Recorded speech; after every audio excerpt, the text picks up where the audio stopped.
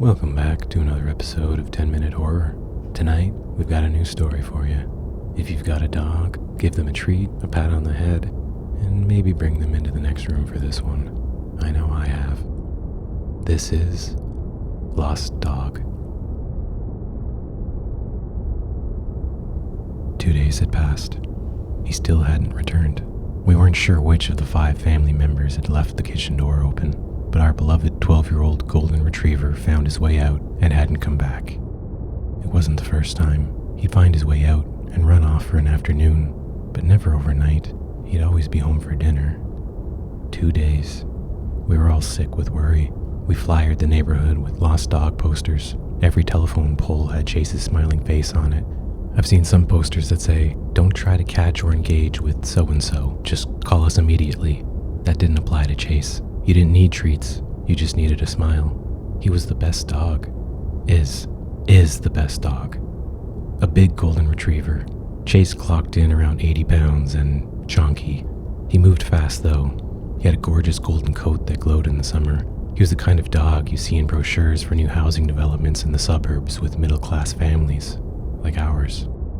Since the original Lost Dog posters yesterday, we'd printed more, this time offering a reward. $500. Mom and Dad decided we'd push it to $1,000 by tomorrow night, if necessary. Chase was the glue of our family. Whenever we left, he always waited in the front mudroom for us. He loved sleeping on our shoes when we weren't there. It was beautiful coming home to him and bitter leaving. He made the world better, and now it seemed so empty without him. The fear of never seeing him again was growing with every hour. I was keeping those thoughts away, and had done pretty well so far. But 2 nights without him felt like 2 months. One of the cutest things about Chase, he slept in all of our rooms.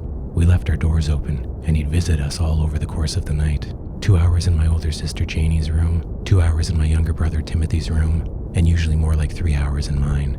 Him and I had a special bond. I was born soon after we got him. However, him being born several weeks before me made him technically older. Him and I grew up together. We learned together, went on adventures, and discovered the world together. I would never share that unique friendship with anything else in my life. And that was just how I viewed him. My brother and sister and parents each had their own relationships with him.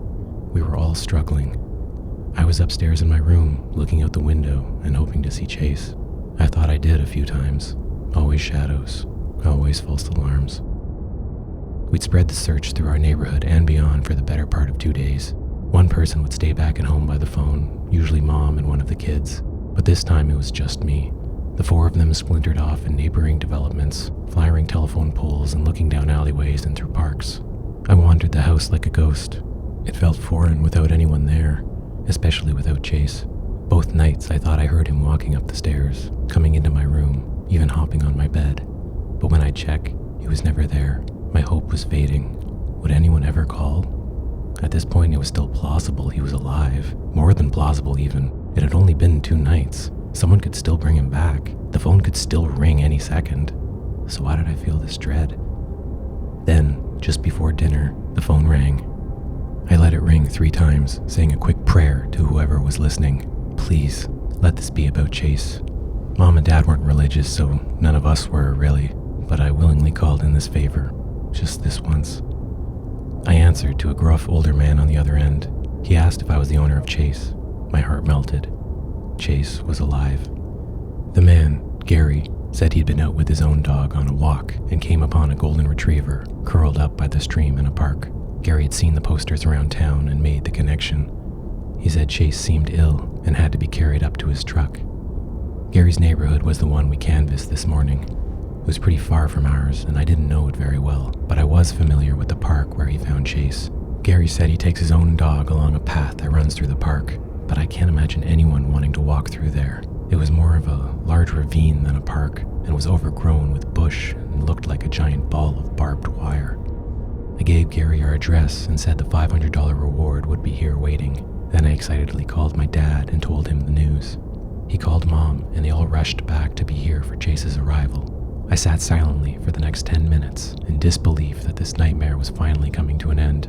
Chase was on his way home. I secretly hoped they would arrive before my family so I could have time alone with Chase. These last 2 days made me realize how truly important he was to my life.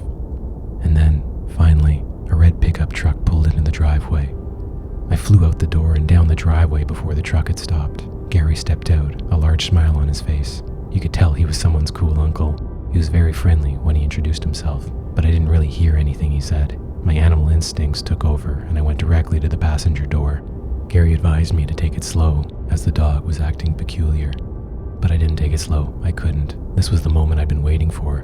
My dog was back home, safe and sound. I pulled the door open and there he was, spread across the front bench. But he looked different. Bloated, like his coat was suddenly too tight, and he wasn't wearing his collar. I approached him slowly and gently pet him. His eyes were squinty and appeared milky-like, as if covered in some kind of film, yet he stared right at me. Hang on, was this even Chase? I mean, it looked like him, minus the missing collar and the bloating. Then I recalled he had a black mole inside his left ear. I immediately lifted his floppy ear and there it was, the same mole I remembered. It was him. It was Chase. I wondered to myself what could possibly have happened to him. Gary offered to carry Chase inside, but just as he was about to lift him, Dad's car pulled up with Mum following behind. Janie and Timothy rushed out of the cars and rushed over to Chase, but were greeted with a low growl. They froze in their tracks. He'd never growled at us before. It wasn't loud and he didn't bare his teeth or anything, but it was scary. Dad went inside to grab the reward money while Gary followed carrying Chase. Then we all expressed our gratitude to Gary for contacting us and for his help, and then he went on his way. Now the 5 of us stood in the entranceway, staring down at the dog we loved so much. What had happened to him, and where had he spent the last 2 nights? Was he sick? Was he hurt? Dad immediately called the animal hospital, explained the situation, and luckily the vet arrived an hour later. But Chase wasn't friendly and wouldn't allow the vet to examine him. He growled and snarled and behaved unlike anything we'd ever seen. The vet suggested we simply give Chase some space to resettle, but recommended we keep an eye on him. He assured us he would be back in the morning along with his assistant to conduct a thorough examination and to take blood samples. That was that. The vet left and we were in charge. Chase got up from the entrance and awkwardly made his way down the hallway into the basement door. Down he went. We were all perplexed. Chase never went to the basement. He always wanted to be close to us. Wherever we were, he was. But tonight was different. He ignored both his food and water dish and settled himself in the basement next to the furnace. Could he be mad at us? Was he scared? Either possibility made me nauseous. Dad reassured us that Chase would be fine. He just needed some time to rest on his own. We took turns checking in on him, and when it was my turn, I snuck into the kitchen and got some ground beef from the fridge. But when I brought it down to him, he looked even more puffy than before. His paws seemed swollen and sore. Chase hadn't touched his water. He looked up at me, uneasy as I approached. His eyes followed my every move, but I knew there was no way he would turn this down. Chase shifted his weight, now leaning towards me, so I moved closer, within 2 feet, and then a growl emerged. I stepped back, crouched down, and unrolled the paper towel carefully, tossing the ground beef over to him. Just as I thought he would, Chase gobbled it up, licking the floor clean. But no sooner had he cleaned up the beef than the growling returned, this time deeper, angrier, hungrier. I stood up and backed away with my hands out in front for protection. Chase didn't follow, but his eyes were locked on me. Suddenly, his lips pulled back, exposing his teeth. They looked so much larger and menacing, and his tongue was as black as ink. I backed myself right up the stairs as his growl turned into a low mewl. What had happened to our healthy, friendly dog? Could he have been poisoned or perhaps bitten by a wild rabid critter? I knew he was up to date with all his shots, so he should be protected from serious illness. What was it? What was happening to Chase? I crawled under the covers that night, feeling even worse than I felt when Chase was missing. He seemed to not recognize us, and we him. How could he have changed in such a short time? What was the cause of his unusual behavior? I was worried, to be sure, but was feeling more uneasy than sad. Somehow sadness wasn't my go-to. I was afraid. For the first time in my life, I closed my bedroom door and locked it before climbing into bed. Although Chase wouldn't likely be making his way up 2 sets of stairs, the thought of him possibly jumping into bed with me gave me the shivers. Laying in bed, I thought back to the old days when Chase and I would hunt bullfrogs. Those days seemed so long ago. Now he was a different dog, a snarling, mewling, unfamiliar dog sleeping beside the furnace in our basement. I heard Dad go downstairs, probably to check on Chase. I was in a dozy state, but I forced myself to stay awake until he returned. I could hear him and Mum whispering from their bedroom. They were afraid too. I could hear it in their voices. I finally drifted off shortly before midnight. I tossed and turned from one nightmare to another when suddenly I was awakened by a loud scratching sound at my door. I froze in terror. Shit, was it Chase? The scratching got louder and became more desperate with growling and mewling and snarling. There was a banging thud and then repeated thuds hitting the door with force. Then it stopped. I could hear fast and furious movement out in the hallway, followed by a blood-curdling scream. Oh my God, what was happening? It was coming from Janie's room. There was a deafening commotion of shuffling and yelling and horrible sounds like cattle being fed through a meat grinder. Then silence, except for footsteps moving back and forth in the hallway. My door thudded inward over and over. I could see the frame wouldn't hold out much longer. I pulled myself out of the paralysis, rushed over to the window, crawled out onto the overhang and up onto the roof. I was shaking uncontrollably while clutching the base of the chimney. I could hear my bedroom door crash open and a rush of movement towards my window. There was howling and growling projected out into the night like wolves planning an attack. I could see neighborhood lights coming on while dogs everywhere were joining in with their own alarming howls. I sat in panic and complete stillness until everything quieted down. But before too long, a horrific screech came from my bedroom window. No one came to investigate. No one wanted to witness what kind of madness was unfolding in their neighborhood. I still couldn't budge. I sat, clinging to the chimney stack, straining to not make a peep. Several minutes passed before the silence was again broken. I heard the back door of the house fly open and caught a slight glimpse over my shoulder of something rushing out and disappearing into the night. It was the scariest thing I'd ever seen. It moved like a dog, but it wasn't a dog, and it definitely wasn't Chase. I hid on the roof all night, anchored to the chimney stack. It got cold, but that just made me tense tighter. Finally, the sun came up. By this point, I wasn't scared to go back inside in case the creature returned. I was scared to go back inside to see what it did to my family. Those screams, they were death screams. I mustered the courage to crawl back through my bedroom window, but nothing could have prepared me for what I was about to see. It was as though a bomb had gone off. Everything was either thrown about or shredded, and blood was splattered and smeared throughout. There was no way I was hanging around here. Calling out for my family, I made my way into the hallway, but it looked like a slaughterhouse. There were body parts strewn about. My father was chewed in half. What in God's name happened here? The shock was now starting to take effect, but I somehow managed to navigate through the carnage and down the stairs. I remember being in the kitchen and dialing 911, but not being able to explain the situation. Chase was nowhere to be seen on the main floor, but I noticed a bloody trail with patches of fur leading to the basement door. I grabbed 2 knives from the drawer and made my way down the steps. It was dark and I could barely see, but something was in the corner by the furnace. No movement or sound. As I moved closer to the object, it looked like Chase, except it wasn't him. It was a pile of skin and fur. But then I saw a tail. That was Chase's tail. I knew that tail. It was like something had worn him as a coat. I gasped and threw up. I ran upstairs, placed the knives back in the drawer, and minutes later greeted the police. The next several hours were grueling and played out like a horrific nightmare. It was a nightmare.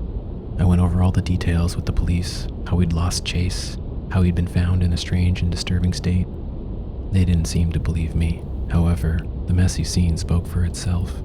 It was obvious some kind of wild and dangerous animal had turned this house into a bloodbath. My grandparents were summoned to pick me up. The rest of the night was spent in sadness and disbelief. They were in shock, and so was I.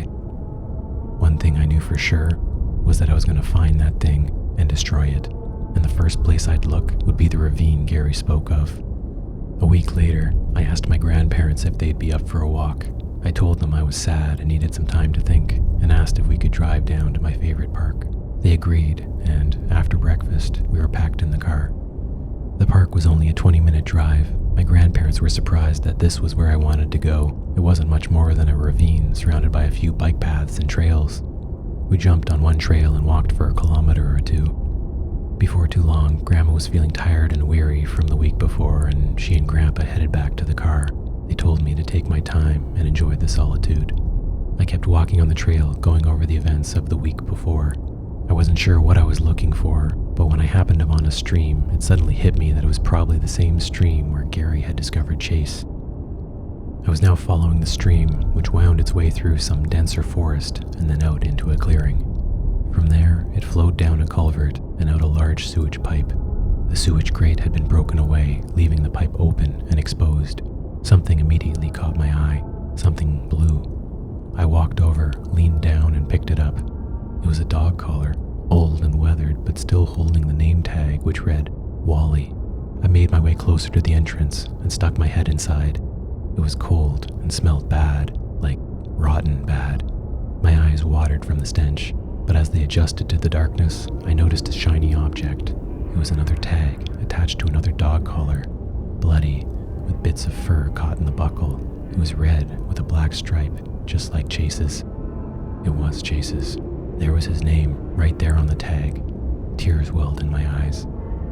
My eyes began to adjust to the darkness, and I could see a shape a few feet further into the tunnel. It was a dog, about the same size as Chase, but without fur or skin.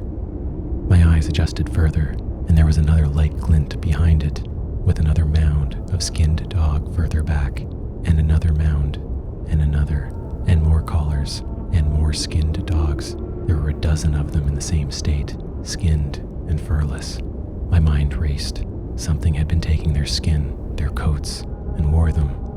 Whatever that creature I saw was posing as our pets to get inside our homes. I backed out of the pipe and threw up in the stream. Once my stomach settled, I ran back through the bush to the main path and followed it out to the parking lot to my grandparents' car. I was still holding Chase's collar and slipped it into my pocket. When we got back to my grandparents', I looked up the name Wally online for missing dogs in the area and found him. He'd been lost a few months ago in a neighborhood on the other side of town. His family was now dead, an unsolved animal attack. I spent the rest of the day trying to figure out what to do. I needed a plan. I'm going back to the park in the morning to wait for that thing to return, but I'm going with my grandma's bear mace and grandpa's wood chopping axe. If the creature doesn't come back tomorrow, I'll wait for it the next day, and the next day, and the next.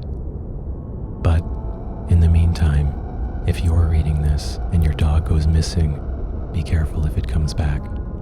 It might be something else. And that concludes tonight's episode. It's now safe to bring your dog back in the room, maybe give them a hug, another treat, and tell them you love them. We hope you enjoyed Lost Dog, and we'll see you back here next Friday night for a new story.